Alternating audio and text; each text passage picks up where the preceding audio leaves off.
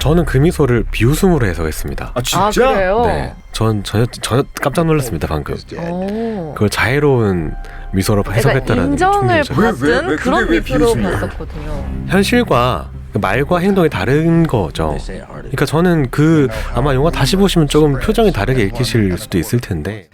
자, 컬처클럽 청년 우동준, 신보라 두 분 어서 오세요. 네, 안녕하세요. 네, 반갑습니다. 네, 반갑습니다. 자, 오늘은 영화 콩클라베를 보고 자유롭게 얘기하는 시간을 좀 가져보죠. 프란치스코 교황이 서거했죠. 그리고 레오 14세가 이번 콩클라베를 통해 교황으로 새로 선출됐습니다. 자, 가톨릭 신자이자 한때 신부님을 꿈꿨던 네. 우리 우 작가, 청년님. 네. 이번 콩클라베 영화 어떻게 보셨습니까? 혹은 또 이번 콩클라베까지. 일단 같은 단어를 쓰고 있기 때문에 좀 구분해서 말씀을 드려보면요. 일단 이번 콘클라베는 안도했습니다. 안도. 네, 이번 콘클라베 빨리 끝나서? 빨리 끝난 것도 있고요. 네. 빨리 끝난 것도 있고 앞선 교황이었던 프란치스코 교황이 가져갔던 여러 가치를 수용하면서도 그리고 좀 속도를 조절할 수 있는 소통이 가능한 그리고 충분히 자기만의 비전이 있는 교황이 선출되었기 때문에 저 역시 많은 기도가 필요한 가톨릭 신자지만 보면서 큰 안도를 했고요. 네. 영화 콘클라베는 사실 별로 관심이 없었어요. 왜냐면 포스터부터 네. 너무 저에게 있어서는 뻔한 이야기 같았습니다. 아 진짜? 그냥 암투. 사실 제가 엄청나게 강력하게 추천하셨어요. 네. 난 우 작가의 시선이 궁금하다 네. 라고 얘기했잖아요. 그래서 제가 처음으로 책이 아닌 그렇죠. 영화를 보고 이야기를 준비를 해왔는데 네. 도저히 이분들이 왜 나에게 이걸 자꾸 추천을 했는가 그 생각을 하면서 좀 영화를 봤고 영화는 생각보단 재밌었습니다. 그리고 영화 안에서 충분히 나눠야 될 이야기도 많다고 생각을 했고 네. 우리 국제일 아나운서님이 이런 걸 물어보겠구나라는 걸 충분히 예상을 하면서 오는 시간이었습니다. 네. 우리 신바님은 종교가 없는 걸로 알고 있는데 어때요? 무신론자가 봤던 이 콘클라베 영화 혹은 또 이 선출 과정 어떻게 보셨습니까? 사실 그 종교 자체에 대한 관심은 있는데 네. 누구를 믿지는 않고 근데 이제 존중은 하고 있는 그런 것인데 이제 콘클라베 영화 자체는 엄청 암투를 그리고 있었다 보니까 약간 개인적으로는 그 어떤 신성했던 그 뒷면이나 그 내부의 모습을 좀 잘 파악할 수 있는 영화가 아니었나라는 생각이 들었고요. 네. 사실 좀 영화 내에서 여러 가지 인물들이 나오고 그리고 그 인물들이 가졌던 상황별로 그 이제 각각 에피소드가 풀어지잖아요. 네. 그래서 그걸 보면서 별반 다르지 않구나. 별반 다르지 않다. 약간 그런 생각도 들었고 근데 어쨌든 이 영화가 소설을 기반으로 하고 있기 때문에 네네. 그리고 실제로 이루어진 콘클라베에서는 모두가 축하하고 박수치면서 하는 사진이 되게 화제가 됐었잖아요. 그렇다 보니까 좀 다르다라는 생각은 들고 있지만 그래도 불구하고 비슷한 점은 있구나라는 생각을 좀 했었던 것 같습니다. 알겠습니다. 좀 더 영화 얘기에 집중해 보죠. 영화 콘클라베는 이 가톨릭 신자들을 책임질 새 교황을 선출하기 위해서 바티칸 시스티나 대성당에서 일어나는 비밀스러운 투표를 그리고 있는데 이 콘클라베는 넷플릭스 영화 서부전선 이상 없다로 이름을 알린 에드워드 버거 감독이 메가폰을 잡았죠. 또 로버트 해리스 작가의 동명 베스트셀러를 원작으로 합니다. 진입장벽이 느껴지는 주제일 수도 있지만 실제 장르는 굉장히 매끈하게 잘 만든 정치 스릴러에 가까운데 영화를 본 신바님의 솔직한 심경 어떻습니까? 저는 사실 영화의 암투는 뭐 여러 영화에서도 잘 다루고 있기는 해서 그렇게 큰 느낌은 있지는 않았는데 그 영화 내부에서 표현을 되게 잘했다라는 생각이 들었습니다. 이를테면 이제 저희한테 이제 콘클레베를 꼭 보자라고 추천해 주시면서 국기비가 그 관현악 맞나요? 그래서 소리. 네, 그 소리가 되게 했다고 하셨잖아요. 근데 저는 그 갈등을 표현하는 영화에서 여러 가지 요소가 있는데 소리로 되게 잘 표현을 했었던 것 같고 이제 다른 영화들은 주로 시각적인 부분을 조금 다뤘었다면 예를 들면은 뭐 기생충에서는 뭐 그 한우 넣은 그 짜파구리라고 할까요? 뭐 이렇게 그런 걸로 좀 이제 시각적으로 좀 보여줬다면 이거는 좀 소리로 이렇게 사람들의 긴장감 있게 만들었던 게 좀 있었던 것 같고. 그리고 그 긴장도를 더 높였던 거는 전혀 그렇지 않을 것이라고 생각했던 신부들의 역할이 사실 전혀 그렇지 않잖아요, 일상에서는. 근데 그것들을 좀 대놓고 막 이렇게 하니까 그 뭐랄까요, 그 사람들의 어떤 직업이라고 해야 돼도 맞죠. 그래서 직업에 있어서 전혀 그렇지 않을 것 같은 사람들의 상상력을 더 불러일으켰던 점이 조금 더 신선하게 봤었던 것 같고요. 네. 그리고 영화 자체에서 조금 보여줬었을 때 한 토마스라는 신부를 좀 로렌스 주로 추기경. 토마스 로렌스 추기경을 좀 따라가면서 보여주는데 네. 그 추기경의 어떤 여러 가지 모습들이 전 좀 인상 깊었습니다. 예를 들면은 처음에 영화 시작할 때부터 막 숨소리를 거치게 되면서 막 걸어가는 맞아요, 장면이 맞아요. 나오는데 그것부터 이 사람을 좀 중심으로 영화의 호흡이 따라가겠구나 라면서 생각을 했는데 그런 시선들 같은 게 조금 더 잘 나와 있어서 이거는 다시 또 설명을 드리도록 하겠습니다. 그렇다면 가장 인상 깊었던 장면도 이 로렌스 추기경과 관련돼 있습니까? 네, 저는 개인적으로 그랬는데 이를테면은 처음에 뭐 숨소리를 내면서 막 걸어갔을 때 이 사람 좀 주목해야겠다라는 생각이 들었는데 네. 이 사람이 이제 콩클레베를 전체를 주관하는 역할로 나오지 않습니까? 그렇다 보니까 이제 막 스스로도 막 짜증을 내는 장면들이 있어요. 예를 들면 맞아요. 화장실에서 울기도 하고 화장실에서 그 세면도구 키트가 안 열리니까 막 짜증내고 혼자 나는 매니저야라고 하기도 하고 또 투표할 때 보면은 로렌스 신부가 천장을 바라볼 때 악마가 나올 때도 있고 그런 모습들 혹은 뭐 투표를 할 때 자기 이름을 용지에 썼는데 갑자기 천장이 무너질 때 약간 호통을 하는 건가 약간 그런 느낌들. 그래서 이런 것들을 조금 배우 자체가 표현을 하기도 했지만 배우의 시선에 따라서 배우가 있는 장면에 따라서 그런 것들을 좀 표현했던 것이 좀 저는 인상 깊게 남았던 것 같습니다. 자, 한때 우리 신부를 꿈꿨던 우 작가님. 네. 우 작가님이 봤던 이 콘클라베 가장 인상 깊었던 장면은 어느 장면입니까? 여러 장면이 인상 깊었고요. 네. 그리고 저도 기도 요즘 많이 필요하고 신앙을 좀 헤매고 있는 중인데 네. 그럼에도 불구하고 편하게 말씀을 좀 드려보면 가톨릭에 대해서 다른 종교인이 가지고 있는 환상과 그리고 호기심들이 반영되었다라는 느낌을 받았습니다. 영화 곳곳에서. 왜냐하면 콘클라베라는 것 자체가 봉인이 된 방 안에서 교황을 선출할 때까지 외부와 소통하지 않는 게 중요한 룰인데 네. 대체 가려진 고단에서 어떤 이야기가 벌어지는가에 대한 원천적 호기심이 존재하잖아요. 그리고 성직이지만 같은 인간인 그들도 우리와 다르지 않을 거다라는 각자의 어떤 희망과 판단도 있을 거고 그런 게 다 녹아든 영화라는 생각이 좀 들었고 그래서 영화를 보면서 흥미로웠던 장면은 신바님이 얘기하셨던 것처럼 가장 주인공이 되는 인물의 나약한 모습이었어요. 두려움, 내가 이런 직분을 수행할 수 있을까에 대한 두려움과 겁, 본인에 대한 강한 불신 그런 것들이 드러나서 흥미롭게 봤고 네. 또 하나는 연출적으로 제가 잘 모르지만 색의 대비가 가장 인상 깊었습니다. 그래서 아마 다들 영화를 보신 분을 떠올려 보시면 성직을 의미하는 색이 이제 흰색이잖아요. 그런데 사제들은 이제 성직과 관련된 걸 하지 않을 때 수단이라고 하는 까만색 옷을 입고 있어요. 그러니까 그런 색의 대비가 가지고 있는 여러 종교적 의미도 있는데 또 빨간색의 의미도 있죠. 그러니까 그건 아마 종교가 가지고 어떤 지난 숭배의 의미도 함께 포함해서 해석할 수 있을 것 같고요. 여러 색의 대비가 막 왔다 갔다 하는 게 굉장히 재밌었고 네.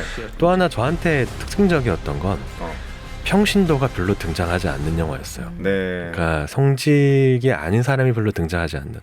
제가 기억하기로는 근위병만 등장했을 때 아마 신자일 테고 뭐 수녀든 사제든 성직이 아닌 사람이 등장하지 않는 영화라서 흥미로웠고요. 네. 그리고 또 가장 저한테 눈에 들었던 장면은 마지막 교황을 선출할 때 모든 추기경들이 딱 한 곳을 동시에 바라봅니다. 네.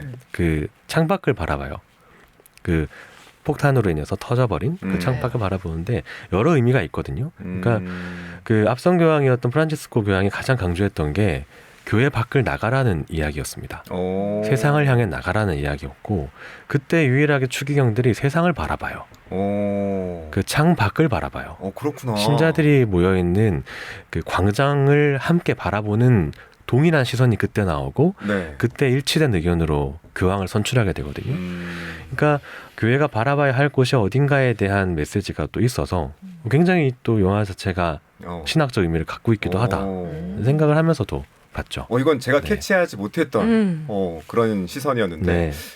지금 작가님께서도 이제 기도에 대한 얘기를 했잖아요. 내 네. 삶에도 지금 기도가 필요하다. 네. 근데 로렌스 추기경이 기도가 흔들린다라는 네. 표현도 하거든요. 맞습니다. 이 표현은 어떻게 좀 해석하면 좋을까요? 그러니까 사실 저한테는 좀 종종 듣던 표현이에요. 왜요? 그러니까 어떤 의미로? 기도가 흔들린다는 문장 자체를 자주 듣지는 않았지만 네. 기도가 필요합니다. 저를 위해 기도해 주세요. 기도가 잘 되지 않습니다라는 고백은 형신도보다 사제 수녀에게서 훨씬 많이 들었던 문장입니다. 그러니까 본인이 지금 해야 되는 여러 가지 직분과 소명과 사명이 있는데 가는 길에 인간적으로 흔들리게 되잖아요. 그리고 나의 의견이 개입될 여지도 보이고 그때 내가 선택해야 될 방향은 무엇인가에 대한 고민 앞에 마주했을 때 주변에 기도를 많이 요청을 하죠. 저도 네. 개신교 신자지만 기도를 한다. 네. 기도가 좀 어렵다라는 표현을 하는데 기도가 흔들린다라는 표현은 안 해봤던 것 같아서. 네, 아마도 이런 의미가 될 것 같아요. 그러니까 강렬하게 신을 바라보는 하나의 지향을 두고 그 지향을 따라서 살겠다고 선택한 사람이 사제와 수녀일 텐데 네네.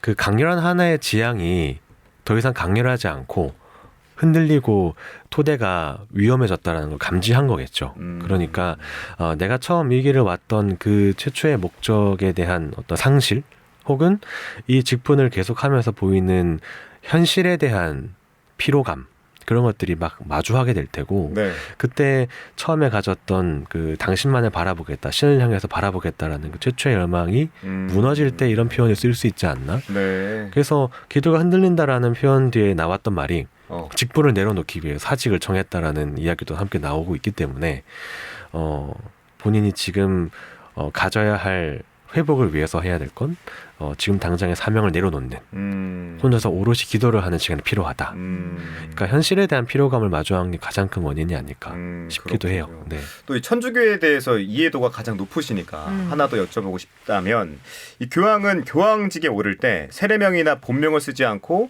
새 이름을 짓는 경우가 많은데 이건 누가 짓는 거고 왜 새로 짓는 겁니까? 제가 알기로는 꼭 새로 짓는 건 아니라고 알고 있어요. 그런데 오랜 전통으로 초기 교황 때부터 이름을 지어왔기 때문에 계속 따라 짓는 걸로 알고 있고 네. 짓는 건 본인이 직접 짓습니다. 본인이? 네. 아, 본인이 직접 짓습니다. 왜냐하면 누구도 교황이 될 줄 모르는 상황이기 때문에 교황으로 선출된 순간 본인이 직접 난 이런 교황명을 택하겠다라고 정하는 거고 네. 본인이 따라 살고 싶은 선임 교황의 교황명을 따라 짓는 경우도 있고 어떤 신앙적으로 봤을 때 신앙적으로 지향하는 어떤 분의 이름을 따라 짓는 경우도 있습니다. 영화에서 보면 그 인노켄티우스라고 교황명을 짓는데 이 어원을 보면 무결하다는 의미도 있다고 해요. 영화적 의미가 있지만 사실 인노켄티우스는 마녀 사냥을 가장 많이 했던 교황이기도 합니다. 그래서 여러 가지 의미로 해석할 수 있어요. 인노켄티우스 이름이 많이 있었기 때문에 그래서 교황명을 중의적으로 해석할 수 있는 게 영화적 의미로 있고 지금의 레오 14세도 충분히 사회적 의미가 가지고 있는 교황명이라서 교황명만 보고도 저분이 어떤 사목을 하겠다 라는 걸 바로 우리는 알 수 있는 상황이죠. 그렇군요. 네. 추기경이라고 보통 인간들과 다르지 않다라는 의견을 좀 제시했는데 신바님 이 장면에 대해서는 좀 어떻게 느끼셨습니까? 보면서 역시 비슷하다라는 생각을 진짜 많이 했던 게 예를 들면은 전화기 이제 출입국 심사하듯이 다 꺼내가지고 이렇게 하고 그리고 이제 그 쌓여 있는 그 고민의 흔적들인 담배 무덤이 이렇게 있는 것도 보이고 그런 거 보니까 진짜 가기 전에 다 마음이 똑같구나 긴장되고 그리고 이런 것들에 대해서 고민 많고 근데 이제 속세가 단절돼야 되니까 이렇게 할 때 최대한 누릴 거 다 누리고 가자 약간 그런 느낌이요. 좀 비슷하다고 생각을 했었습니다. 네, 참. 성현님, 또 우리 작가님 어떻게 생각하셨어요? 제가 볼 때 전 이건 신앙적을 떠나서 네. 그 보통 이제 남성들이 이제 그 예비군 훈련을 가면 예비군 훈련을 장기간 교육을 받기 전에 할 수 있는 건 다 하고 들어가거든요. 말씀하신 건 추기경도 비슷하다. 맞아. 담배꽁초가 수북의 사회였습니다. 좋은 비유였다. 좋은 비유였죠. 네. 같은 경험 있지 않으십니까? 맞아요. 좋은 비유였다. 맞아. 착잡하고 아주 적절한 비유였던 것 같아요. 이게 언제 끝나지? 맞습니다. 알 수 없기 때문에 그렇지. 실제로 콘콜라베는 요즘 빨리 끝나는 거지 최근에 굉장히 긴 시간 한 경우도 많았고 그래서 보면서 굉장히 인간적이다. 그리고 이 얘기를 꼭 맞아요. 아나운서님 계시기 때문에 네. 예비군과 비교해야 되겠다는 예. 생각을 하면서 봤습니다. 굉장히 인간적이다라는 네. 표현 좋았습니다. 자, 아까 신반님께서 음악에 대한 얘기도 해주셨는데 음악에 대한 얘기도 함께 이어가 보죠. 특히 인간의 욕망이 나타날 때, 또 욕심과 갈등이 나타날 때 관현악 소리가 쫙 이렇게 나오거든요. 맞아요. 그래서 좀 더 몰입하게 되는 경우가 있는 것 같았어요. 이 영화가 말하는 종교 안의 욕망, 두 분은 좀 어떻게 해석하셨습니까? 먼저 우리 신반님부터. 저는 계속 이야기하지만 역시 사람은 똑같구나. 근데 그 욕망을 어떻게 다루냐의 차이를 계속 보여주는 것 같았어요. 예를 들면 뭐 이제 일반 사람들은 이제 종교가 없는 사람들은 그 욕망을 그냥 분출하는 경우도 많고 그리고 사실 욕구와 욕망이 조금 다르잖아요. 욕구는 약간 기본적인 어떤 것을 바라는 거면 욕망은 그 욕구 이상에 대한 것을 바라는 거라고 저는 알고 있는데 네. 그런 것들을 조금 종교 안에서 풀자라고 하면 이제 욕망을 계속 자제하고 욕망을 이제 버리려고 하는 것들을 이 영화에서는 계속 분출하고 보여주는 것부터가 조금 도발적으로 보이지 않았나라는 생각을 좀 했었던 것 같습니다. 네. 작가님, 네. 어떻게 보셨어요? 욕망. 네, 여기 안에서 나오는 이제 대표적인 욕망이 이제 교황이 되고 싶다, 교황이 되겠다라는 욕망인데 여기서부터 좀 이해가 잘 안 갑니다. 왜냐하면 교황이 그렇게 매력적인가 하는 생각이 여전히 있거든요. 왜요? 그러니까 누구나 되고 싶다고 영화 속에 나오잖아. 그런데 그건 해석의 부분인 것 같고요. 그러니까 가장 높은 지위에 있기 때문에 누구나 갈망할 것이다. 단 한 자리이기 때문에 많은 사람이 원할 것이다라는 보편적인 논리에 따라서 교황에 대한 욕심과 욕망이 반영될 것이라고 생각을 하시는데 사실 교황이라는 직분은 종신직 정말 그냥 목숨이 다할 때까지 하는 종신직이에요? 네. 중간에 내려올 수 없어요? 내려온 사례도 있었죠. 베네딕토 교황이 내려왔는데 그것 또한 역사적인 사건이었고 교황은 선출되는 순간 생이 다할 때까지 계속 교황으로 갑니다. 그래서 교황이 사후가 될 때 그때 새로운 교황을 뽑는 게 역사였거든요. 네. 그래서 이 교황을 바라보는 욕망과 교황이라는 단어가 딱 일치되는 부분이 그게 바로 이해가 되지는 않았고 저에게 있어서의 욕망은 뭐였냐면 본인이 이제 순결하게 가고 싶다, 깨끗하게 하고 싶다라는 그 욕망이 더 처절하게 느껴졌어요. 그러니까 교황을 원했는데 네. 자기가 가지고 있던 비리가 드러날 것처럼 보이자 교황을 내려놓잖아요. 그럼 더 큰 욕망은 지금의 명예와 인정, 사람들의 어떤 이런 환대를 받고 싶다는 욕망인 것 같아요. 교황이 되기보다 더 큰 욕망, 사회적인 그래요? 지지. 그래서 종교 안에서의 욕망으로서 제가 콘클라베를 영화 보면서 느꼈던 건 모두가 다 신 앞에서는 죄인일지언정 다른 사람 앞에서는 선인이고 싶어하는 그 욕망. 교황을 내려놓으면서도 다른 사람 앞에서는 좋은 사람이고 싶어하는 그 욕망. 그게 훨씬 더 큰 욕망으로 드러났던 게 아닌가 하는 생각이 들었고 반대로 선출된 교황은 본인의 부끄러움을 고하면서 시작합니다. 교황직을. 그러니까 본인이 가져온 욕망이 더 컸던 거죠. 그러니까 이 좋은 일을 하겠다는 욕망이 나라는 사람이 어떻게 해석될지에 대한 욕망보다 그러니까 개인의 욕망이 좌지우지한다 네. 라고 생각하면 되겠네요. 그렇죠. 근데 교황이라는 것보다는 더 큰 본인만의 성과가 다 다르게 있다. 사람들로부터 받는 지지, 착한 사람이고 싶다는 욕심. 그게 훨씬 더 교황보다 큰 욕심이 아닐까 하는 생각이 들었던 겁니다. 그런데 이번에 교황 선출 때 보니까 이렇게 좀 힘든 자리니까 네. 막내한테 떠넘기는 거 아니냐. 맞아요. 뭐 이런 얘기가 있었잖아요. 네, 맞아요. 어떻게 보셨어요? 그것도 실제로 영 틀린 말이 아닌 것 같은 게 네. 나머지 분들 다 웃고 있잖아. 맞아요. 그러니까 교황이 굉장히 힘든 일이에요. 그러니까 그래요? 프란치스코 교황도 네. 스케줄을 한번 살펴보시면 경무입니다. 고령의 나이를 이끌고 전 세계를 다녀야 돼요. 그리고 또 내후년에 서울에서 가톨릭 그 전 세계 청년들이 모이는 대회가 열리거든요. 그럼 또 로마에 있는 교황은 한국까지 또 와야 돼요. 이렇게 다니는 일정이 정말 많고 그리고 뭐 사제기 때문에 집전해야 되는 어떤 미사 같은 것도 있고 그래서 이 교황은 굉장히 힘든 일인데 저렇게 단순하게 원하는 게 말이 되지 않는다라는 생각을 하면서 영화를 많이 봤죠. 그렇군요. 네. 여러분께서 가장 인상적인 장면을 꼽았으니까 저도 하나 꼽아보자면 네. 이 로렌스 추기경의 설교가 저한테는 굉장히 큰 울림이 있었거든요. 확신은 화합의 가장 큰 적입니다.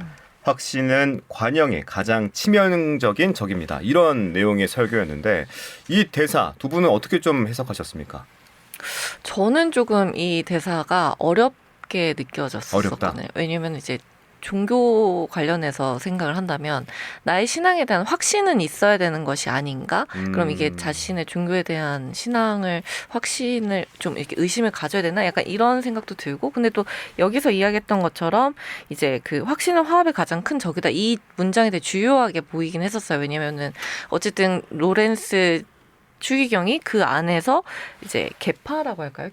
이렇게 나눠져 있다면 네네. 조금 더 진보적인 곳을 이야기를 하고 있었기도 했었고, 그리고 그 두 개의 계파 중에서 이를테면은 여기 같은 경우는 조금 보수 논리, 그러니까 계속 이렇게 우리끼리 가야 된다라는 좀 이렇게 배제의 논리를 가지고 있었다면, 진보적인 쪽에서는 좀 더 다양성과 포용을 이야기를 했어서 이 확신을 조금 의심을 해야 된다라고 그 얘기는 맞다고 생각을 했는데, 이걸 조금 더 원론적으로 보면 이 확신이 나의 신앙에 대한 확신에 대한 뭔가 그런 고백인가라는 생각도 조금 들었던 것 같아가지고 저는 조금 어렵게 느껴졌던 것 같습니다. 저도 이 문장이 좋았어요. 이 문장이 좋았고, 그 기도 아마 아나운서님도 비슷할 텐데 기도문 할 때 이런 비슷한 문장 구조가 많이 나옵니다.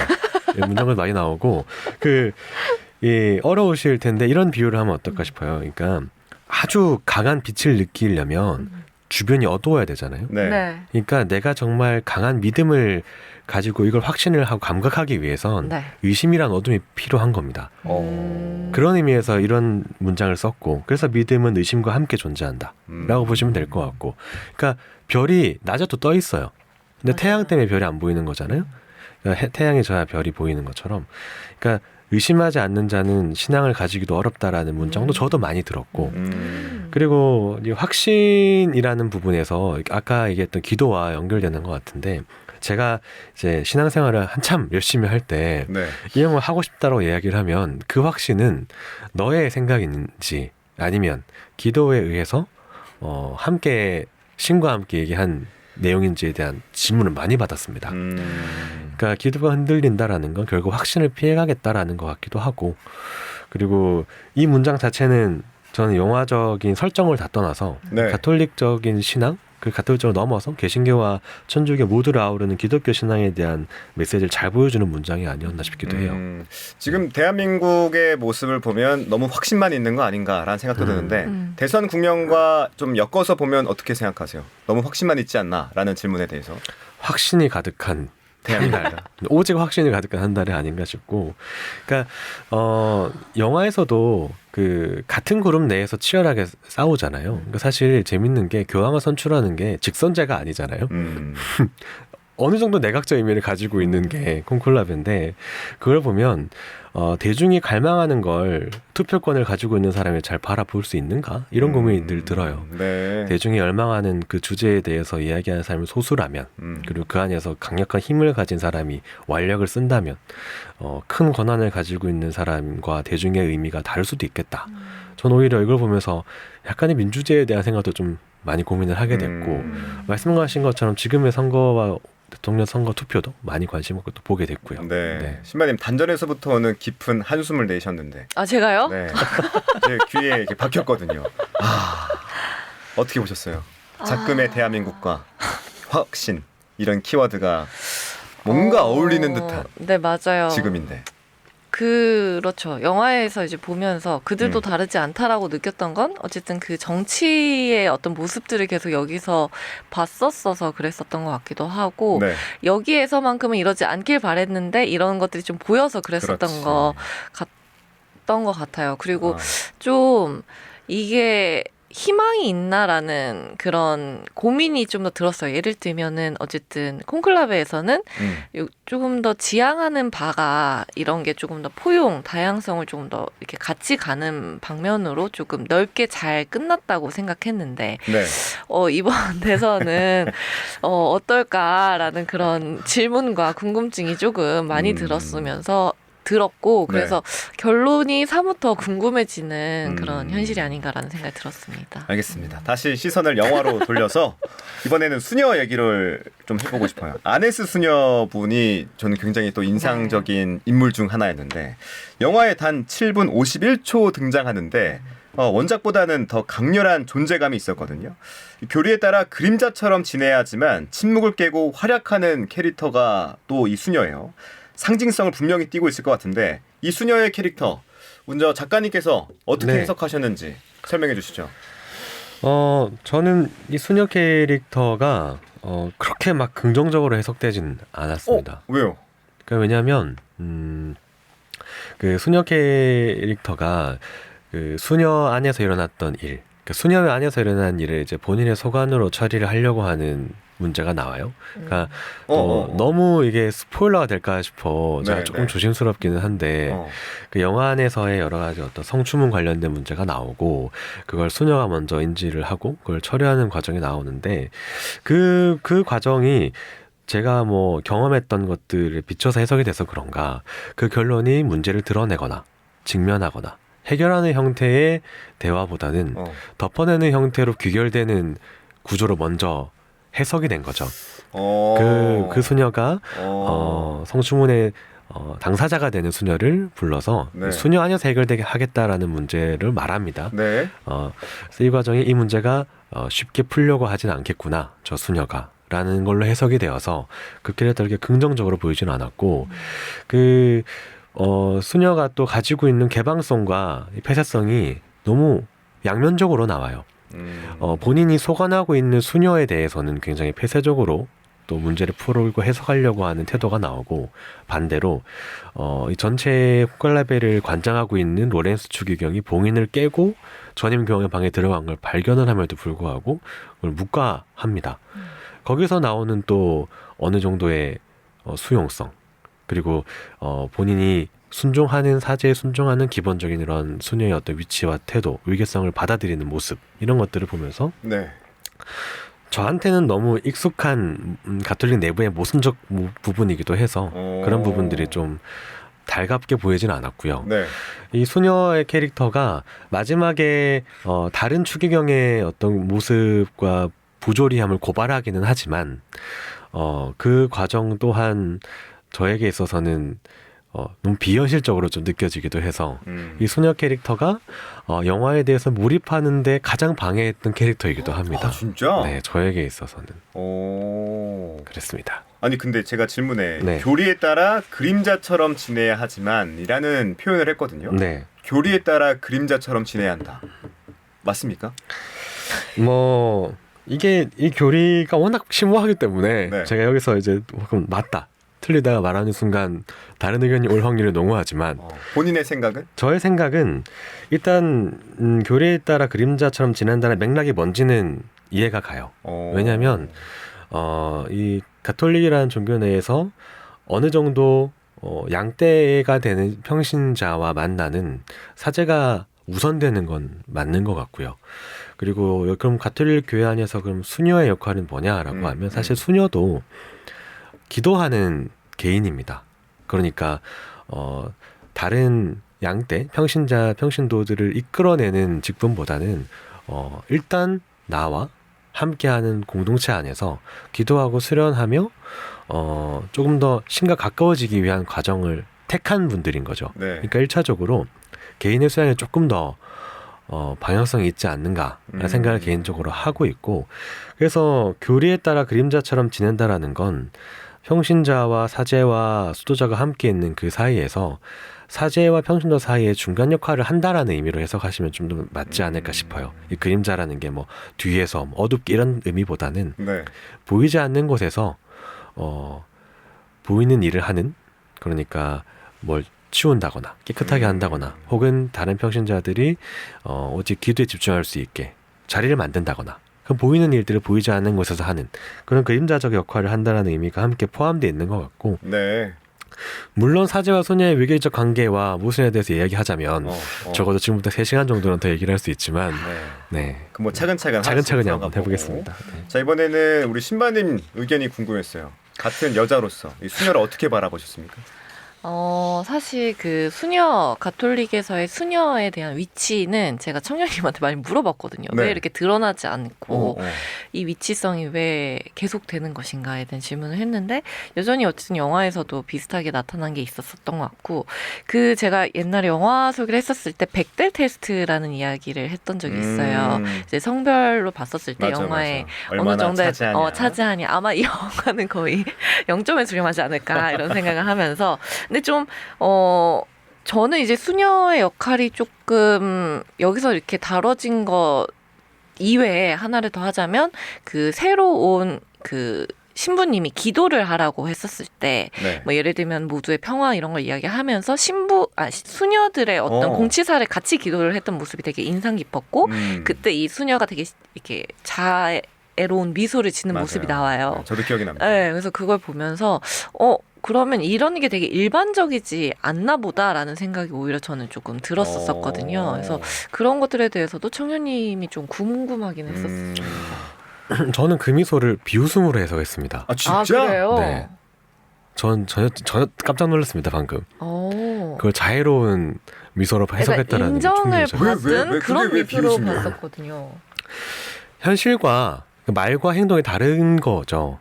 그러니까 저는 아마 영화 다시 보시면 조금 표정이 다르게 읽히실 수도 있을 텐데. 진짜 소름 돋았어. 네. 그러니까 그 기도를 하고 웃는 건 맞았어요. 웃는 건 맞는데 표정이 좀 미묘해요. 진짜? 네. 그러니까 거기서 모든 사람이 보는 공적인 장소에서 말씀하신 것처럼 기도로 수녀를 공치사를 했죠. 네. 그런데 실제 준비하는 그 과정에서는 기도했던 그 추기경도 준비하는 자리에 나오지 않았어요.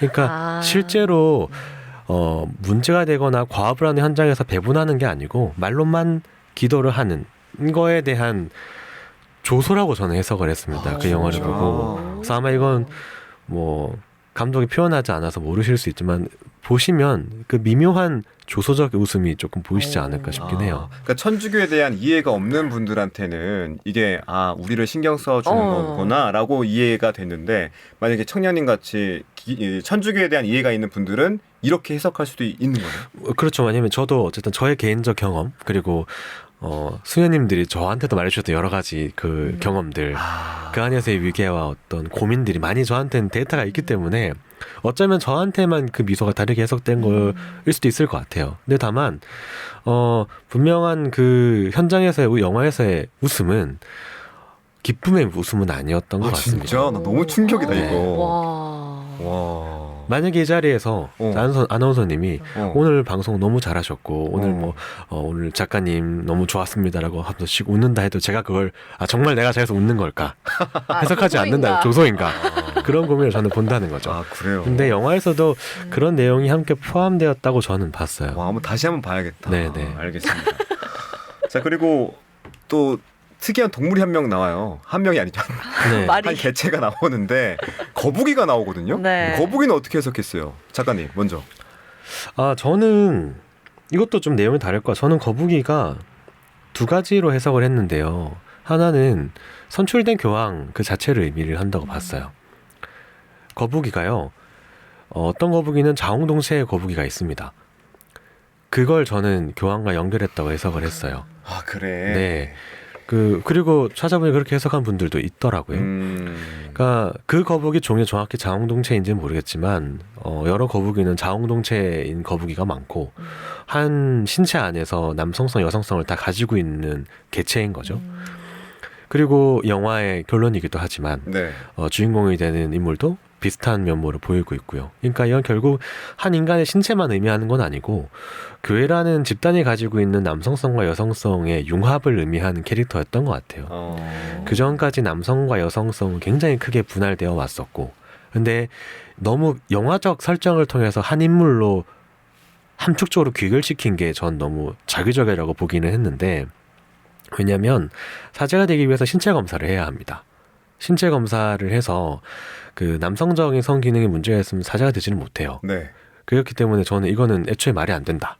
나중에 발견했다고 얘기 나오지만 애초에 말이 안 된다 생각을 했고 또 하나 재밌었던 건 물과 뭇을 오가는 동물이에요. 네.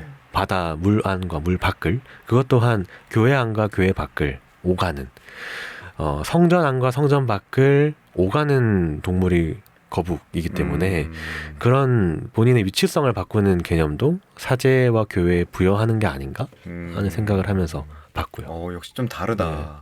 그렇군요. 신바님은 어떻게 보셨어요? 거북이. 그 거북이를 이제 처음 이제 보고 이렇게 지나갈 때가 그 새로운 추기경이랑 같이 이제 산책하면서 이제 그 봤는데 그 네. 추기경이 이 거북이 자기도 안다라고 얘기를 했잖아요. 그래서 그러면서 그 거북이가 어쩌면 오늘 청년 작가님 이야기를 들어보니까 그 신부를 뜻하는 것일 수도 있겠다라는 생각이 들었는데 이제 그 거북이를 되게 만나서 반갑다는 식으로 이야기를 했고 그리고 거북이가 나중에 한 마리가 탈출을 하려다가 네. 토마스 이제 로렌스 추기경한테 이렇게 다시 이렇게 들려가지고 들어갔을 때 약간 이렇게 어쨌든 로렌스 추기경이 나는 이제 요 일을 마치면은 이제 조금 멀리 떠나 있겠다라고 생각을 했었는데 결국에 그 거북이를 자신의 손으로 다시 그 안으로 넣는 걸 보면서 이 추기경도 결국 떠나지 못하고 어쨌든 이곳에 머물게 되겠구나. 그리고 그 작가님이 이야기하신 대로 거북이가 만약 그 새로운 추기경을 뜻한다면 그 추기경을 보호하면서 어쨌든 왜냐면 그 비밀을 이 추기경만 알고 있기 때문에 이를 보호하기 위해서는 다시 이 안에 있어야만 하는구나라는 그런 존재로 그렇게 해석을 했었던 것 같습니다.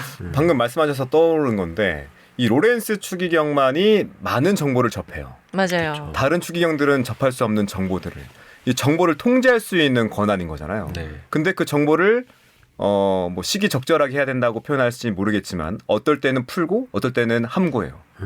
그게 우리나라와 또 많은 정치에도 여러 비유가 될 것 같긴 한데 이 로렌스 추기경의 행동에 대해서 어떻게 생각하세요? 근데 실제로 그 미국보다도 더 좋은 정보를 가지고 있는 게 교황청이라는 이야기가 있어요.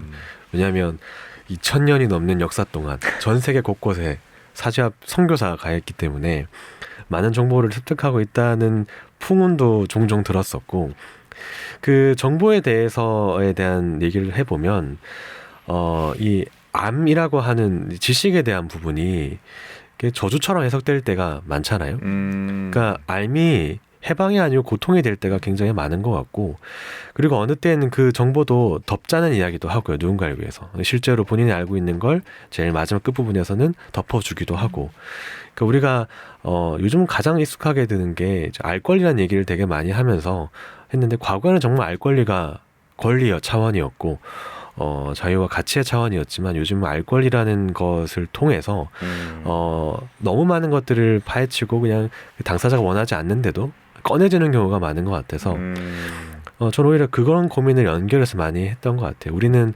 누군가를 위해서 덮어줄 용기가 있는가? 그리고 이걸 함께 안고 그 고통을 나도 안고 같이 걸어갈 용기가 있는가? 그런 고민도 하게 됐고요. 네, 신마님, 이 영화가 결국 하고 싶은 메시지는 뭘까요? 화합? 뭘까요? 화합? 어떻게 좀 결론을 지었어요? 저는 화합 같은 긍정적인 느낌은 사실 아니었고 계속 질문을 던지면서 끝났다고 생각을 했어요. 이 뭔가 구조가 맞나? 그리고 이렇게 하는 그새 어떤 사람들의 모습, 욕망들을 보여주면서 이런 것들에 대해서 조금 더 계속 고민하게 만들고 질문을 던진다고 생각을 했지 이게 되게 긍정적으로만 끝나지는 않았다고 생각해요. 물론 그 새롭게 선출된 교황 자체의 어떤 위치성은 되게 긍정적이라고 생각은 하였으나 이 영화 전반이 어떤 화합이라든지 뭔가 이런 잘 될 거야 라는 느낌은 아니었고 결국에 이런 것들에 대한 예를 들면은 그 로렌스 추기경이 이렇게 거북이를 아까 들고 갔다고 했었잖아요. 그렇게 하면서 이 다음에 대한 것들도 되게 고민이 많았을 거라고 생각을 해요. 왜냐면 이 콘클라베를 주관했을 때도 로렌스 추기경이 엄청 고민이 많았었고 네. 그리고 그것들을 어떻게 할까 되게 고민을 하다가 묻자라고 했다가 뭐 다 퍼뜨리기도 했다가 막 이렇게 했었잖아요. 그럼 새로운 교황이 선출된 것에 대한 어떤 그것을 끝까지 다 확인하지 못했던 책임 그리고 그 교황이 선출되고 나서 그 비밀을 자기만 알고 있다는 그런 마음 이런 것들이 그렇다면 너희는 어떻게 할 것 같아? 이렇게 관객들한테 계속 질문을 던지고 그리고 이렇게 되는 구조나 이런 욕망에 대해서 보여지는 게 너라면 어떻게 될 것 같아? 라는 질문들이 되게 가득한 영화였지 어떤 딱 하나의 메시지를 긍정적으로 주지는 저는 않았다라고 생각을 했었습니다. 네, 청년님, 작가님 어떻게 보셨어요? 영화를 보면서 이제 가톨릭에 대해서 객관적 시선을 좀 느낄 수 있었습니다. 저한테는 좀 익숙한 문화라 뭐 당연하게 넘어갔던 것들이 이렇게 해석될 수도 있겠구나, 신기할 수도 있겠구나라는 걸 많이 생각을 했고, 저한테 가장 개인적으로 남는 건 각자가 결국은 이제 개인의 선택을 한다는 거예요. 근데 그 선택이 자신의 고민에 의한 선택인 거냐, 아니면 매수돼서 한 선택이든 압박에 의해서 굴복한 선택이든 뭐냐, 이런 선택에 대해서 앞에 붙는 단서가 다른 것 같고, 결국 신앙이든 아니면 우리가 실제 살아가는 삶이든 모든 것이 다 정치이기 때문에 거기에서 맞는 건 개인의 고민과 선택, 그리고 그 선택을 감당하겠다는 용기, 그런 게 아닐까 하는 생각이 좀 들었고, 콘클라베가 아무래도 누군가를 뽑는 선출의 과정을 보여주는 거기 때문에 요즘의 상황과 자꾸 해석이 떨어져서 안 되더라고요. 그래서 난 어떤 선택을 해야 할까? 그런 고민을 계속하면서 봤었고요. 그렇군요. 네. 질문과 선택이라는 키워드로 좀 정리할 수 있을 것 같습니다. 자, 마지막으로 오늘 영화 콘클라베 별 5개 만점에 몇 개를 줄 수 있는지, 또 이 짧고 굵은 한 줄 평과 함께 부탁드리면서 마무리하죠. 먼저 청년님. 네, 저는 어떻게 하시겠습니까? 별 3점 주겠습니다. 아, 진짜? 네, 재밌게 봤다며. 재밌게 봤어요. 3점이에요? 네, 3점. 저는 이제 변별력을 위해서 네. 3점의 중위값을 높이고 네, 5점과 1점을 아주 박하게 한번 해보겠습니다. 좋습니다. 네, 한 줄 3점. 평은? 한 줄 평. 콘클라베는 끝났다. 그리고 다음 콘클라베가 올 것이다. 뭐 이렇게 해보겠습니다. 좋아요. 이번에는 신바님. 몇 점을 줘야 될까요? 저는 4점? 4점? 네, 저는 4점을 주고 싶고, 네. 어쨌든 영화 짜임새도 정말 되게 잘 만들었다고 생각을 했고요. 그리고 그 긴장 몰입도가 되게 좋았었던, 웬만하면 사실 요즘 영화가 OTT나 이런 것 때문에 잘 안 보게 되는데 그런 것들도 있었고, 그리고 표현을 되게 시각적이든 청각적이든 되게 잘했다라는 생각이 들어서 4점을 주면 좋을 것 같고요. 저는 한 줄 평, 미묘한 줄타기라고 미묘한 하겠습니다. 줄타기. 알겠습니다. 자, 컬처클럽 오늘 콘클라베 영화로 함께 나눠봤는데, 여러분도 주말 활용해서 하셔서 이 영화 함께 보시면서 작금의 대한민국과 좀 결부해서 보셔도 좋을 것 같습니다. 자, 오늘은 여기까지 하겠습니다. 컬처클럽 청년이자 작가이진 우동준, 그리고 신보라 두 분 오늘 말씀 고맙습니다. 네, 감사합니다. 네, 감사합니다.